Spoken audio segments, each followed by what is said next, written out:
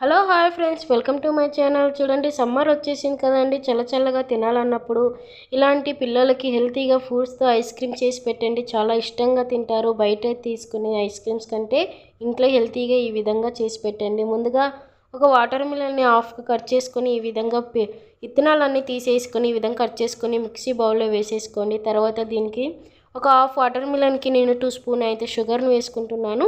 మీ taste తగ్గట్టుగా వేసుకొని అలానే చిటికెడు ఉప్పు వేసుకొని ఈ విధంగా మిక్సీ పెట్టేయండి. ఇలా మిక్సీ పెట్టేసుకొని ఈ విధంగా ఫిల్టర్ చేసుకోండి. మొత్తం ఇలా ఫిల్టర్ చేసేసుకొని దీనిలో కొంచెం నిమ్మకాయని వేసుకొని అంతేనండి. ఈ విధంగా కొంచెం జ్యూస్ని కూల్ చేసుకొని పెద్దవాళ్ళు అలానే తాగొచ్చు, పిల్లలు తాగరు కాబట్టి ఈ విధంగా ఐస్ క్రీమ్ బౌల్లో వేసేసుకొని ఈ విధంగా ఒక 5-6 అవర్స్ డీ ఫ్రిడ్జ్లో పెట్టేయండి. దీన్ని ఐస్ క్రీమ్ బౌల్ అయినప్పుడు ఇంట్లో స్టీల్ గ్లాస్లో కూడా తయారు చేసుకోవచ్చు. ఈ విధంగా ఐస్ క్రీమ్ పుల్లలు పెట్టేసి చూడండి, ఎంతో టేస్టీగా ఇంట్లోనే హెల్తీగా ఈ విధంగా తయారు చేసి పిల్లలకి ఇవ్వండి. స్కూల్ నుంచి ఇవ్వండి. నచ్చితే లైక్ అండ్ షేర్, సబ్స్క్రైబ్ చేసుకోండి friends. Thank you for watching.